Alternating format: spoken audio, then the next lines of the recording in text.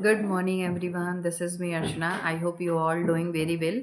So, इससे पहले मैंने जितने भी आपके सेशन लिए हैं वो आपके सेशन मैंने PYQ बेस्ड थे, यानी PYQ से मैंने थियरी आपकी कन्वर्ट की थी और आपको मैंने डिटेल में उसको एक्सप्लेन किया हुआ था।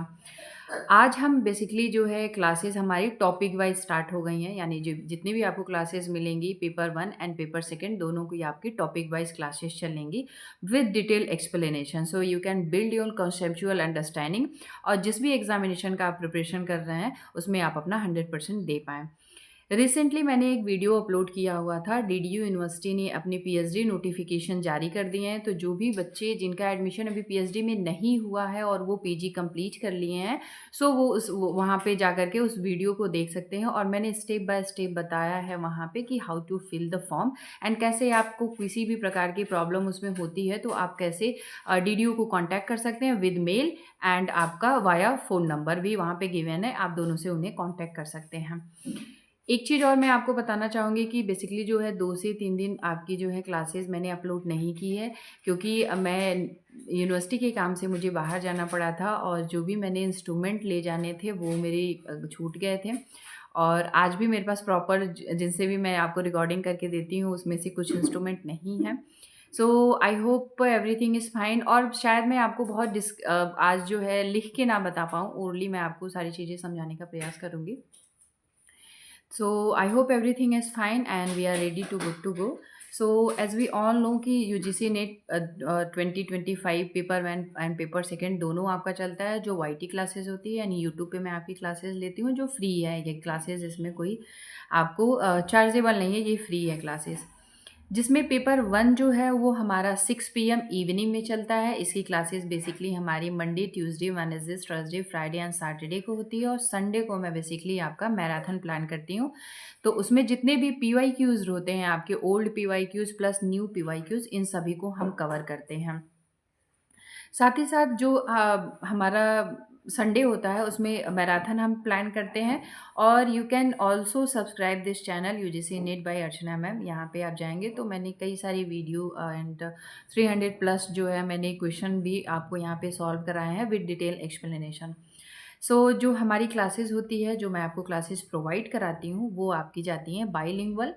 सम टाइम आपको ऐसा हो सकता है कि केवल इंग्लिश में ही आपको कंटेंट देखने के लिए मिले, बट जो भी एक्सप्लेनेशन होता है वो मैं आपको कोशिश करती हूँ कि हिंदी में ही एक्सप्लेनेशन जाए। साथ ही साथ पेपर जो सेकंड है वो हमारा 11:30 AM होता है। ये भी हमारा पूरे 6 डेज़ होते हैं और जो संडे होता है संडे के दिन बेसिकली मैराथन आपकी चलती है। ये भी क्लासेस आपकी जो है बाईलिंगुअल जाती है, यानी हिंदी इंग्लिश दोनों में जाती है।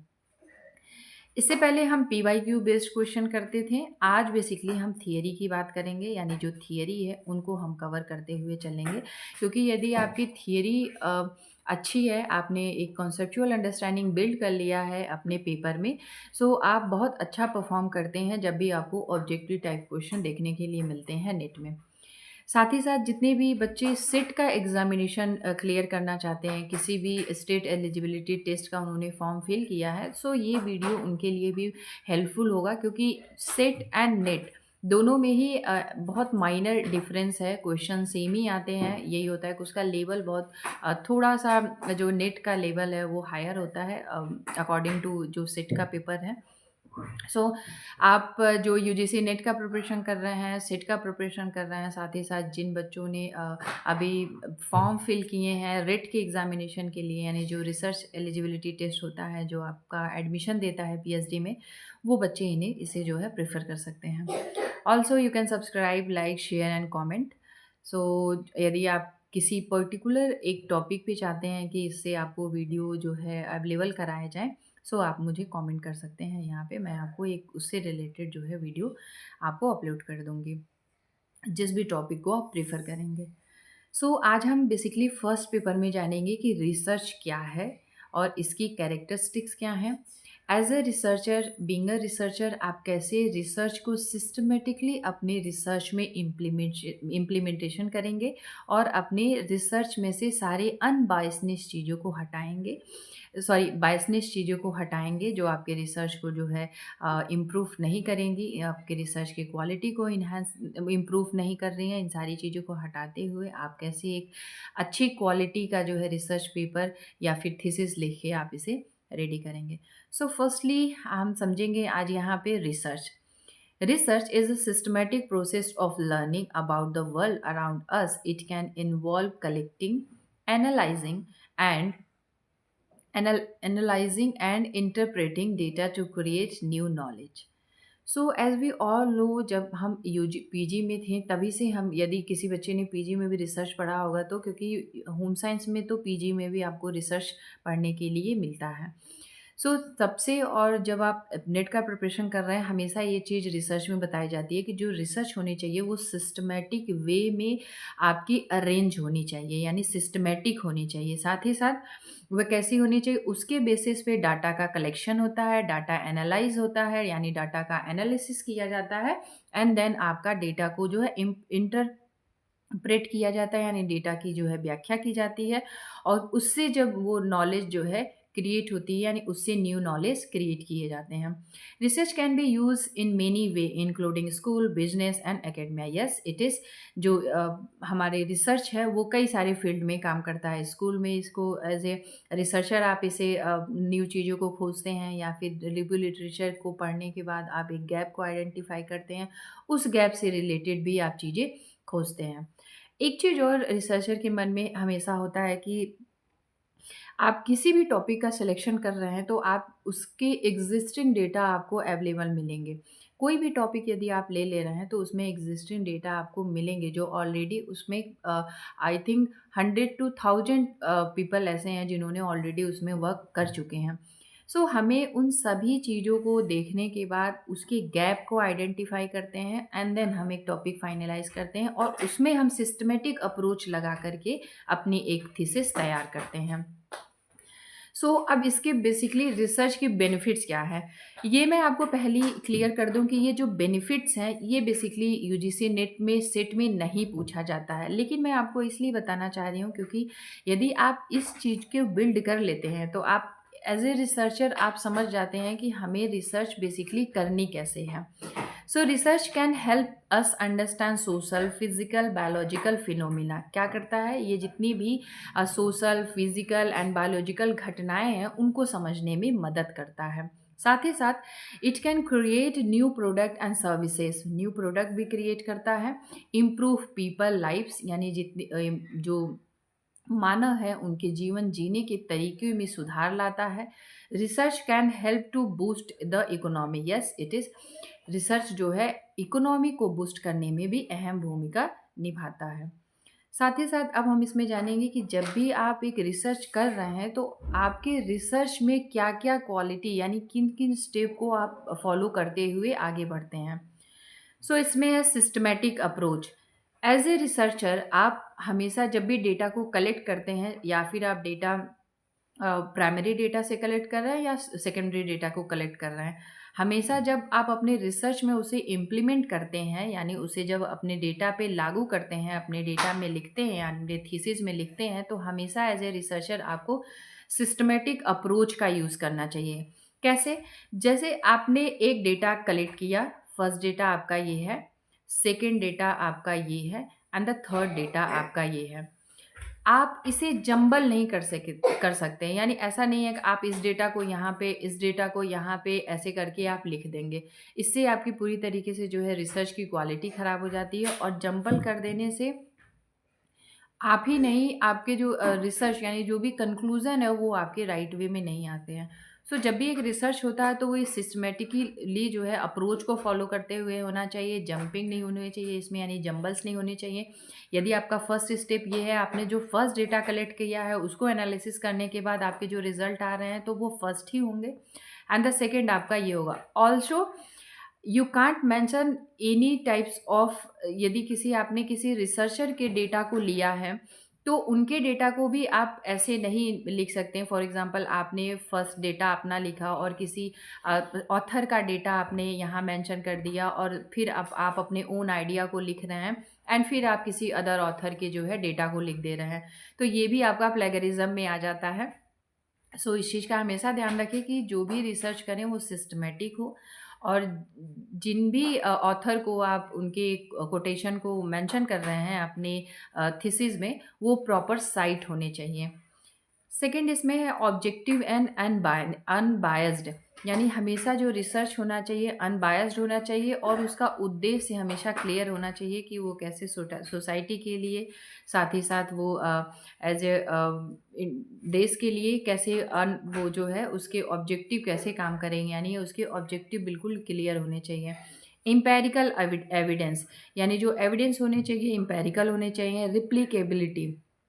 रिप्लिकेबिलिटी मीन्स होता है कि आज जो आपने कंक्लूज़न निकाला है, विच मीन्स आपने जो थियरी बाइंडिंग की है और जो कंक्लूज़न आपका निकला है, आज से 10 साल बाद भी यदि कोई रिसर्चर या फिर कोई पीयर या फिर कोई ऑथर आपके रिसर्च को कंक्लूज़न निकाले उसका, तो सेम उसका जो है कंक्लूज़न निकल के आना चाहिए, उसके अंदर डिफ़र नहीं होना चाहिए, यानी किसी भी प्रकार का बदलाव नहीं होना चाहिए। बार बार टेस्ट करने पे भी सेम रिज़ल्ट उसके आने चाहिए। Transparency is the very important thing as a researcher. Transparency होनी चाहिए, किसी भी प्रकार की इसमें अनबायसनेस नहीं होने चाहिए। लॉजिकल एंड क्रिटिकल थिंकिंग होनी चाहिए, पीयर रिव्यूज़ होने चाहिए एंड इंटरेक्टिव प्रोसेस होने चाहिए।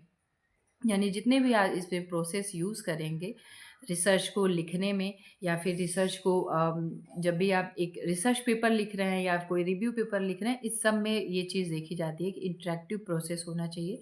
आप इसमें जंपलिंग नहीं कर सकते, किसी भी प्रकार का इसमें मिक्स एंड मैचअप नहीं कर सकते। ऐसा नहीं है कि आपने कोई क्वालिटेटिव पार्ट को डाल दिया एंड देन आपने क्वांटिटेटिव पार्ट को डाल दिया, फिर क्वालिटेटिव एंड क्वांटिटेटिव, इस तरीके की मिक्स मेथड को जो है आप इसमें यूज़ नहीं कर सकते।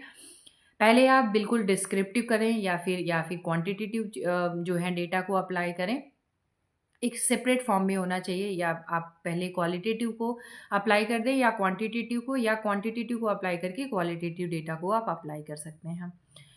अब हम इन्हें डिटेल में यहाँ कवर करेंगे कि सिस्टमेटिकली जो है अप्रोच क्या होनी चाहिए, यानी सिस्टमेटिक अप्रोच क्या होनी चाहिए एज एक रिसर्च में। In research, refer to a methodical and structured process where researchers follow a set of predefined step to gather and analyze data। यानी जो है प्री डिफाइंड जो है स्टेप होते हैं, उन्हें फॉलो करते हुए जो है डेटा को कलेक्ट करता है और उसी डेटा के बेसिस पे एनालिसिस करता है, मेथोडोलॉजी क्रिएट करता है एंड द लास्ट में उसका कंक्लूजन निकलता है। इंश्योरिंग कंसिस्टेंसी होनी चाहिए, उसके अंदर सटीकता होनी चाहिए एंड रिलायबिलिटी, यानी वो रिलायबल हो, बार बार टेस्ट करने पे भी सेम रिजल्ट देता हो। In their finding typical involving clearly defined research questions. Yes, जो भी क्वेश्चन आपने उसमें मेंशन कर रहे हैं वो क्लियरली डिफाइन करता हुआ होना चाहिए। And the critical appraisal of study at a systematic होने चाहिए, आपके सिंथेसिस होने चाहिए, result aware to research question effectively, यानी जो भी आपके उससे जो रिजल्ट निकल के आए होंगे वो आपके इफेक्टफुली जो है आपके रिसर्च में दिखेगा। अब इस सिस्टमेटिक जो अप्रोच है इसके बेसिकली कौन कौन से स्टेप होते हैं, ये आपके यूजीसी नेट में नहीं आता है, लेकिन जो भी बच्चे रिसर्च के फील्ड में हैं उनके लिए ये ज़्यादा हेल्पफुल होगा, क्योंकि foundation and the research phase उसमें नहीं पूछा जाता है। सिर्फ जो है नेट में सिस्टमेटिक अप्रोच से लेकर के आपके ट्रांसपेरेंसी होनी चाहिए, रिप्लिकेबिलिटी होनी चाहिए, उसके अंदर कंसिस्टेंसी होनी चाहिए, इस तरीके के जो है टर्म्स उसमें देखने के लिए मिलते हैं। सो फाउंडेशन फेज़, यानी जब भी आप रिसर्च करते हैं तो पहला आपका फाउंडेशन फेज़ होता है, जहाँ पे आप एक किसी फिनोमिना को देखते हैं, उससे आपके अंदर ऑब्जर्वेशंस आता है, आप उसे ऑब्जर्व करते हैं, ऑब्जर्व करने के बाद आप हाइपोथेसिस बिल्ड करते हैं, हाइपोथेसिस को आप स्टेटमेंट में कन्वर्ट करते हैं एंड स्टेटमेंट को जब आप इंटरप्रेट करते हैं, यानी उसकी व्याख्या करते हैं और पूरी तरीके से जो इन डेप्थ स्टडी करते हैं, चाहे वो आपकी स्टडी क्वालिटेटिव हो या क्वांटिटेटिव हो, एंड देन लास्ट में जब आप कंक्लूजन निकालते हैं तो वो एक पूरी तरीके से जो है थीसिस बन के आ जाती है। तो जो हमारा फाउंडेशन स्टेज होता है वो होता है किसी फिनोमिना को देख के या फिर किसी रिव्यू लिटरेचर को पढ़ने के बाद आप जो गैप आइडेंटिफाई करते हैं वो फाउंडेशन स्टेज है। रिसर्च फेज, यानी अब आप रिसर्च फेज में आ गए। यहाँ आप रिव्यू लिटरेचर्स, बुक्स, जर्नल्स आदि पेपर का जो है यहाँ पे अध्ययन करते हैं। एंड द ट्रांसल्यूशन फेज आ जाता है। एंड लास्ट में हमारा इंस्टीट्यूशनलाइजेशन फेज, यानी आप यहाँ पे जो है पूरी तरीके से जो है थीसिस आपकी रेडी हो जाती है और आप इसे सबमिट करते हैं। Objective and unbiased research is research that is free from personal bias and judgement. जब भी एक रिसर्चर रिसर्च करता है तो उसके कुछ अपने पर्सनल थॉट्स रिसर्च में नहीं आने चाहिए, कोई पर्सनल जजमेंट नहीं होने चाहिए। वो जो भी डेटा कलेक्ट हो रही हैं उस डेटा के बेसिस पे उसके जो है एविडेंस जो निकल रहे हैं, उसके जो डेटा निकल रहे हैं वो होने चाहिए, यानी इसमें कोई पर्सनल थॉट नहीं यूज़ किया जाता है। It is based on fact and evidence rather than personal opinion and value. आपको किसी भी प्रकार की पर्सनल ओपिनियन एंड वैल्यू इसमें कंसीडर नहीं की जाती है। अब इसमें कैरेक्टरिस्टिक्स क्या क्या होने चाहिए आपके ऑब्जेक्टिव रिसर्च के। इम्पार्शियल्स होना चाहिए। The researcher is natural and does not favour on outcome over another, यानी इम्पार्शियल होना चाहिए, किसी भी जो है आउटकम है उसको फेवर करते हुए नहीं होना चाहिए, किसी पर्सनल किसी का जो है आइडिया उसमें नहीं लगता है। यानी आप जो भी डेटा कलेक्ट कर रहे हैं उसके बेसिस पे ही आप जो है रिसर्च आपकी निकल के आती है। वैल्यू फ्री होना चाहिए।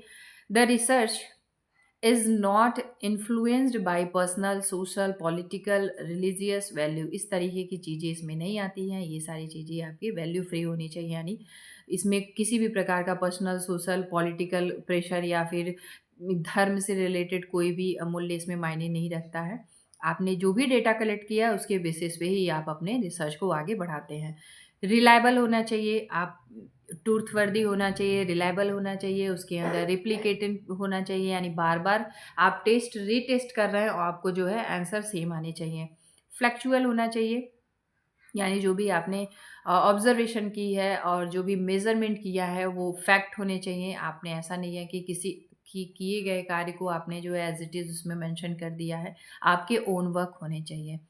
Impartial evidence in information gather through observation और एक्सपेरिमेंट, यानी जो भी आप जो है एक एविडेंस जुटाते हैं वो आपके वो एम्पेरिकल होने चाहिए, यानी आप ये आपके ऑब्जर्वेशन से भी हो सकते हैं। Observation as we all know primary data होता है, और एक्सपेरिमेंटेड के हिसाब से हो गया, या फिर आप हाइपोथेसिस जो है to support a claim to hypothesis.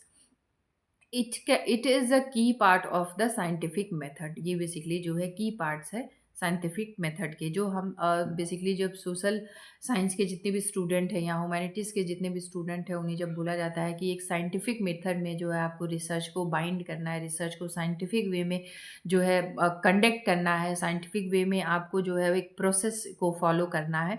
सो यही इसमें बेसिकली प्रोसेस इसमें दिखाया जाता है। How is impartial evidence use in the research, कैसे कैसे आप इसमें यूज़ करेंगे। कन्फर्म और डिसप्रूव हाइपोथेसिस। यस, हम हाइपोथेसिस जो होती है वो उसे हम कंफर्म भी कर सकें, यानी जो रिसर्चर है उसके द्वारा जो उसकी रिसर्च है वो डिसप्रूव भी हो सके और वो उसे कंफर्म भी कर सके। यानी researcher can use impartial evidence to confirm और डिसप्रूव अ हाइपोथेसिस, यानी जो परिकल्पना है उसे वो डिसप्रूव भी कर सके और उसे जो है कंफर्म भी कर सके। वैलिड और justify believe. Researcher can use impartial evidence to justify और established a belief as reasonable. जो बिलीव होने चाहिए एक रीजनेबल होने चाहिए, तर्कपूर्ण होने चाहिए।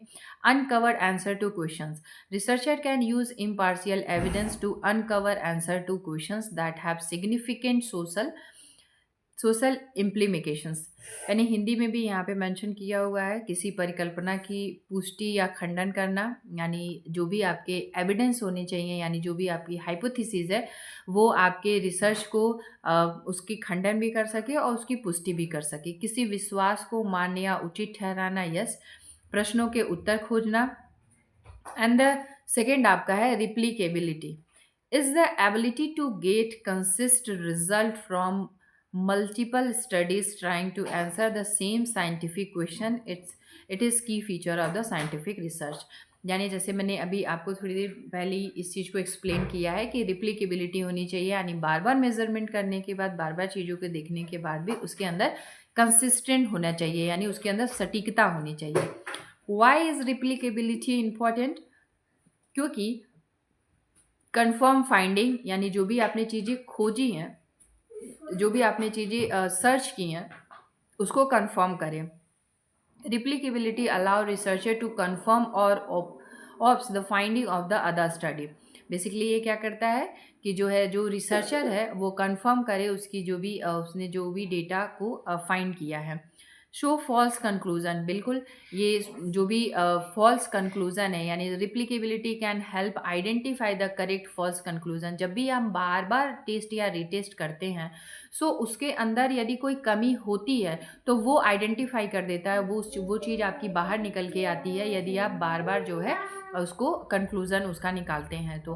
सो ये भी एक नेसेसरी चीज़ है कि शो करता है बेसिकली जो भी इसमें जो भी कमियां है उसके अंदर, आपने जो भी कंक्लूज़न निकाले हैं, यदि आप 1 से 2 बार 3 बार उसको टेस्ट करते हैं, सो उसमें जो भी कमियां हैं वो आपके निकल के बाहर आती है. एंड द लास्ट में आप जो है जो प्रॉपर एक कंक्लूज़न आपके रिसर्च का होना चाहिए वो निकल के आता है. Blind confidence, replicable result build confidence is the research and its finding. Yes, आप जो है उस पर विश्वास कर सकते हैं, एक कॉन्फिडेंस आपके अंदर बिल्ड होता है बार बार रिप्लिकेबिलिटी होने के बाद, यानी बार बार टेस्ट करने के बाद एक जो है आपके अंदर कॉन्फिडेंस डेवलप हो जाता है कि नहीं, अभी जो रिसर्च हमारी फाइंडिंग निकली है वो हमारी सही है. प्रिवेंट वेस्टेज, यस, जितने भी आपके वेस्टेज हैं उन सब से आपको बचाता है, यानी जो आपके study that can not be replicated are less likely to be true and may waste resources. Yes, and साथ ही साथ जब भी रिसर्च होनी चाहिए उसके अंदर transparency, it's very important thing कि वो ट्रांसपेरेंसी हो. अब आपके मन में एक जो क्वेश्चन आ रहा होगा ये है कि मैम इतने जो भी आप इसमें ऑप्शंस बता रहे हैं इनके आंसर कैसे आएंगे, यानी क्वेश्चन इससे बनते कैसे हैं. सो इससे बेसिकली आपके ऑब्जेक्टिव टाइप्स क्वेश्चन भी एनटीए पूछ चुका है, आपको मैच द कॉलम भी एनटीए पूछता है, साथ ही साथ जो स्टेटमेंट बेस्ड क्वेश्चन होते हैं या आपके जो कथन कारक क्वेश्चन होते हैं, यानी असर्शन रीजन के जितने भी क्वेश्चन होते हैं उनको भी इस तरीके से वो जो है एलैबोरेट करके पूछता है. सो जब भी एक रिसर्च होनी चाहिए उसके अंदर ट्रांसपेरेंसी होनी चाहिए. इज द प्रैक्टिस ऑफ आप sharing search finding and method openly and honestly. Yes, आप जो भी रिसर्च होनी चाहिए वो ओपनली होनी चाहिए और उसके अंदर ऑनेस्टी होनी चाहिए. It's considered good ethical practice and it is important for the producing credible research. यानी इसमें जो भी इथिकल प्रैक्टिस हैं, यानी जो नैतिक उसमें जो प्रैक्टिसेस यूज़ हो रही हैं वो कंसीडर होनी चाहिए, गुड होनी चाहिए, अच्छी होनी चाहिए, और सबसे ज़्यादा होनी चाहिए जो है उसके अंदर ट्रांसपेरेंसी हो, यानी आपके रिसर्च को कोई भी बहुत ईजिली तरीके से उसे पढ़ के समझ सके. ऑनेस्टी होनी चाहिए, किसी भी प्रकार का बायसनेस नहीं होनी चाहिए, किसी भी प्रकार की चीज़ें ऐसा नहीं है कि आप उसमें हाइड करके रख सकते हैं, वो बिल्कुल ओपन होनी चाहिए. Logical and critical thinking based होनी चाहिए. Refer to process of analysing information and drawing conclusion using sound reasoning principles where are actively question assumptions in evaluate evidence and consider alternative explanations to reach reliable and well support finding. Okay, so इसमें ये हमेशा जो भी एक ये research आपकी जो transparency की बात हो रही है इसमें, तो हमेशा एक चीज़ इसमें देखी जाती है कि वो एक्टिवली होनी चाहिए, यानी जो भी उसमें अजम्पशंस लगाए जा रहे हैं या फिर जो भी आपने एविडेंस उसमें यूज़ किए हैं उनका मूल्यांकन भी किया जा सके. इसके कुछ की एस्पेक्ट्स हैं जो लॉजिकल क्रिटिकल थिंकिंग है, इसके कुछ की एस्पेक्ट्स हैं. For example identify assumptions, recognize identity for assumption is a research question hypothesis and data interpret to avoid biasness. यानी जब भी एक अजम्पशन को आइडेंटिफाई किया जाता है तो उसके अंदर जितनी भी बायसनेस होती हैं उन सबको अवॉइड किया जा सकता है और उसको जो है इंटरप्रेट यानी उसकी अच्छी व्याख्या की जा सकती है, यानी सही एक व्याख्या की जा सकती है। इवोल्यूटिंग एविडेंस यानी जितने भी आपने सोर्स उसमें यूज़ किए हैं, जितने भी आपने प्राइमरी डेटा सेकेंडरी डाटा का यूज़ किया है उसका आप मूल्यांकन कर सकें। Apply logical reasoning uses deductive and inductive reasoning to draw inference from data, ensuring the conclusion logical follow the evidence presented. यानी जो भी आप एविडेंस प्रेजेंट कर रहे हैं आपके डेटा यदि डिडक्टिविज्म को फॉलो कर रहे हैं यानी डिडक्टिव डेटा है या इंडक्टिव डेटा है, दोनों जो है रीजनेबल होने चाहिए, ड्रॉ फॉर्म में होने चाहिए, सो दैट वो ईजिली आपको एविडेंस आप उसको यूज़ कर सकें। कंसीडरिंग अल्टरनेटिव एग्जाम एक्सप्लेनेशंस, ये आपके इसमें होने चाहिए। एनालाइजिंग आर्गुमेंट यानी जितने भी आप इसमें तर्क दे रहे हैं वो एनालाइज करने वाले हों। Examining the structure of argument with in research literature, यानी जो भी आप रिसर्च लिटरेचर को आइडेंटिफाई करना है वो आपके कंसिस्टेंट होने चाहिए, यानी जो भी आर्गुमेंट आप उसमें यूज़ कर रहे हैं यानी जो आर्गुमेंट यानी जो तर्क आप दे रहे हैं वो एनालाइज पूर्ण हो, यानी आप उसका जो है एनालिसिस कर सकें। रिफ्लेक्टिव और ऑन लिमिटेशंस, यानी जो भी आपने इसमें जो क्रिटिकल थिंकिंग है या फिर जो भी आपने डिस्कशन की है, इम्प्लीमेंटेशंस किया है, ये सारी जो भी आप डिज़ाइन बना रहे हैं, मेथोडोलॉजी बना रहे हैं, ये सब आपके प्रॉपर वे में होने चाहिए। साथ ही साथ formulate clear research question, it's very important. जो भी आपके क्वेश्चन पेपर होने चाहिए वो ensure the researcher question well define हो। ऐसा नहीं है कि आप उसमें कुछ वाइसनेस आप उसमें ऐड कर सकते हैं या फिर किसी भी प्रकार का हिडन पार्ट आप उसमें रख सकते हैं, वो पूरी तरीके से आपके ट्रांसपेरेंट होनी चाहिए, वेल डिफाइन होनी चाहिए, उसको हर कोई बहुत ईजिली तरीके से समझ सके और स्पेसिफिक होने चाहिए। किसी भी प्रकार का आप ऐसा वर्ड उसमें नहीं यूज़ कर सकते जो अदर पर्सन के लिए वो यूज समझने योग्य ना हो। And allow for testable hypothesis, यानी जो भी आप हाइपोथेसिस आपने लगाई हैं वो टेस्टेबल होने चाहिए। Design rigorous research method, choose appropriate data collection technique and analytical method that align with the research question, जो बेसिकली अलाइन हो रिसर्च क्वेश्चन के लिए जितने भी आप टेक्निक्स यूज़ कर रहे हैं। साथ ही साथ पीयर रिव्यू प्रोसेस, यानी जो भी पीयर रिव्यू है यानी जो आपके पीयर हैं जो आपके थीसिस को पढ़ने के बाद जो आपका एक कंक्लूज़न निकालेंगे या फिर उसका एनालिसिस करेंगे, वो आपका जो है उसमें जो फीडबैक आपको मिलेगा वो आपका पोटेंशियल हो, यानी उसमें किसी भी प्रकार का बायसनेस ना आए, वो आपका जो है पीयर रिव्यू प्रोसेस में आ जाता है। इंटरैक्टिव प्रोसेस हो, ऐसा नहीं है कि जो रिसर्च है आपका वो इंटरैक्टिव नहीं होना चाहिए, वो उसमें डायनामिक होना चाहिए, डायनामिक अप्रोच को यूज़ करते हुए होना चाहिए। Actively engage with participant through out the study, यानी जो भी आप पार्टिसिपेट हैं यानी जो भी आपने डेटा लिया है, यदि आपने किसी ह्यूमन बीइंग डेटा को आपने अपने रिसर्च में लिया है तो वो एक्टिवली जो है पार्टिसिपेट उसमें करे, उसमें जो है जो भी आपने क्वेश्चन आंसर उनसे फिल कराया है, जो भी क्वेश्चन के माध्यम से डेटा लिया है वो एक्टिवली उसका फीडबैक दे। Allowing for continue feedback and judgement, यानी कंटिन्यू फीडबैक मिले और उनके जजमेंट मिले to the research design based on emerging insights, essentially create a collaborative learning process between the researcher and the subject involved, यानी जो researcher है और जो सब्जेक्ट है उनके बीच में।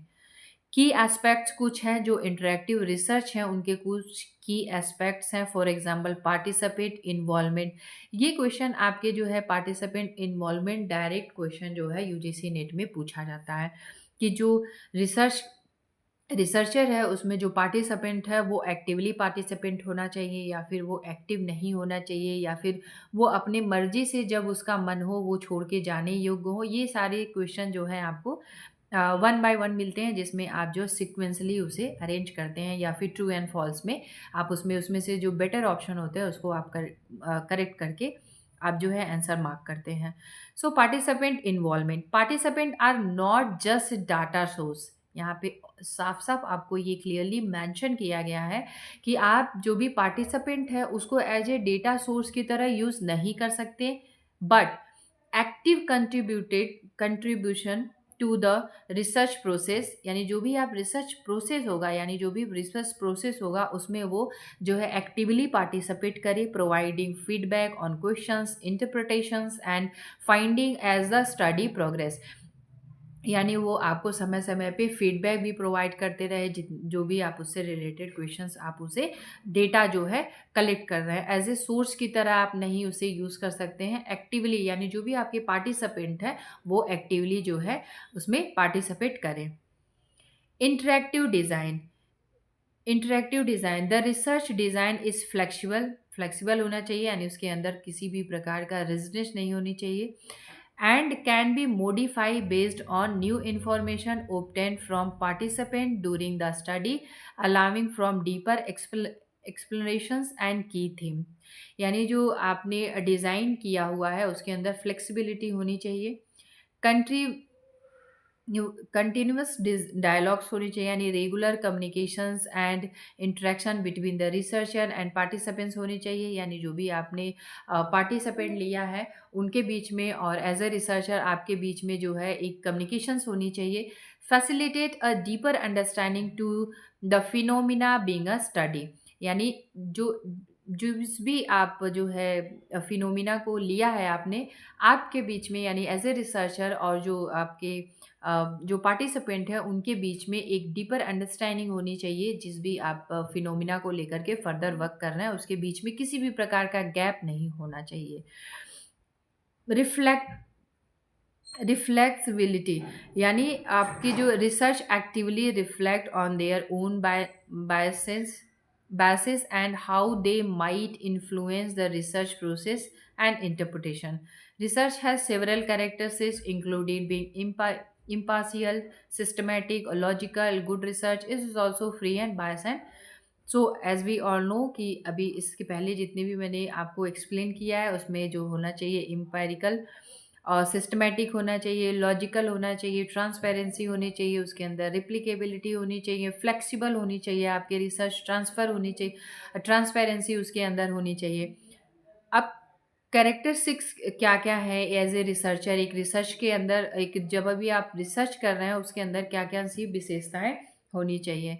Empirical, research is based on observation, यानी जो आप ऑब्जर्व करते हैं, एंड एक्सपीरियंस, यानी जो अनुभव, रदर देन स्पेकुलेशंस और द थियरी। यस, कंट्रोल्ड होना चाहिए, research is conducted under conditions that can be replicated to the ensure accuracy and consistency, यानी उसके अंदर ऑक्यूरेसी होनी चाहिए एंड कंसिस्टेंसी है, सटीकता होनी चाहिए, लॉजिक होना चाहिए, यानी research involve making sense things like putting puzzle pieces together to understand when whole picture, यानी जो भी आपने पिक्चर उसमें यूज़ किया है, जो भी पजल्स यानी जो भी चीज़ें इसमें यूज़ किया है वो लॉजिकल हो, और ऐसा नहीं है कि आपने कोई सा भी पिक्चर जो है आप वहाँ पे मतलब अपने रिसर्च में आप उसमें मेंशन कर सकते हैं, नहीं।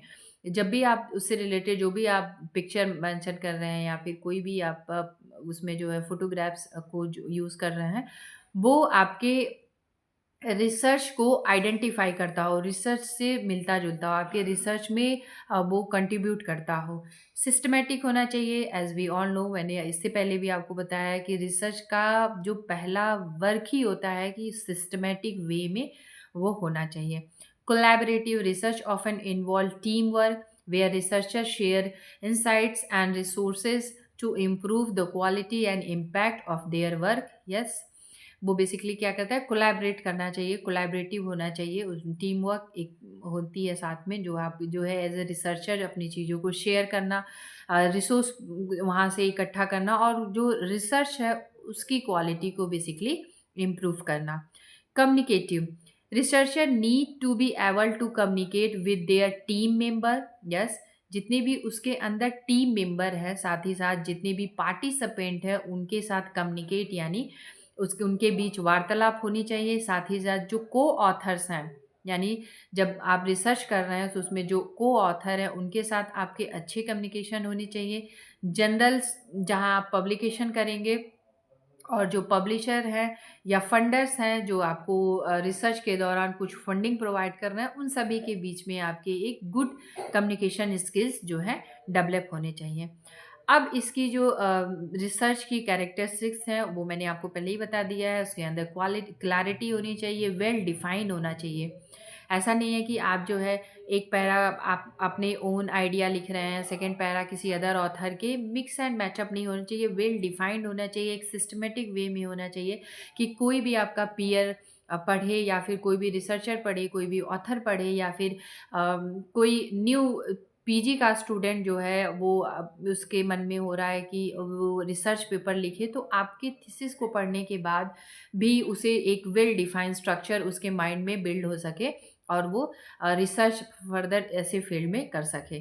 सो जो रिसर्च होनी चाहिए वेल डिफाइन होनी चाहिए, सिस्टमेटिक इन्वेस्टिगेशन होना चाहिए, सिस्टमेटिक वे में इन्वेस्टिगेशन होना चाहिए। फॉर एग्जांपल आप किसी नेचुरल फिनोमिना को ऑब्जर्व करना चाह रहे हैं तो आपको वहाँ पे प्रेजेंट होकर के उस नेचुरल फिनोमिना को ऑब्जर्व करना होगा, सो दैट आप एक सिस्टमेटिक वे में जो है डेटा को कलेक्ट करने के बाद आप उसे इम्प्लीमेंट कर सकें। लैंग्वेज सही होना चाहिए। ऐसा नहीं है कि आप किसी भी लैंग्वेज, आप जिस भी लैंग्वेज में सूटेबल है उस लैंग्वेज में सटीकता होनी चाहिए। आप किसी भी दो लैंग्वेज को जोड़ के एक वर्ड्स नया क्रिएट नहीं कर सकते। जो एग्जिस्टिंग जो लैंग्वेज हैं उन्हीं को आप इम्प्लीमेंट कर सकते हैं। टाइटल जो है आपके वेल डिफाइंड होने चाहिए, क्लियर्ड होने चाहिए, इम्पॉर्टेंस होने चाहिए या लॉजिकल होने चाहिए, तार्किक होने चाहिए, यानी उसमें तर्क होना चाहिए, ऑब्जेक्टिविटी होनी चाहिए, एक तर्क होना चाहिए। अब हम जानेंगे कि टाइप्स ऑफ रिसर्च क्या है। अभी तक हमने पढ़ा कि बेसिकली रिसर्च कैसी होनी चाहिए, उसके अंदर क्या क्या कैरेक्टरिस्टिक्स होने चाहिए और एज ए रिसर्चर आप अपने रिसर्च में उसको कैसे इम्प्लीमेंट करेंगे, सिस्टमेटिक वे में कैसे आप उसे जो है इम्प्लीमेंट करेंगे। सो आप यहाँ पे देख सकते हैं कि इसमें कई प्रकार के जो है मैंने इसमें रिसर्च बेसिकली बताया है। सो वन बाय वन मैं आपके लिए इसे रीड कर रही हूँ।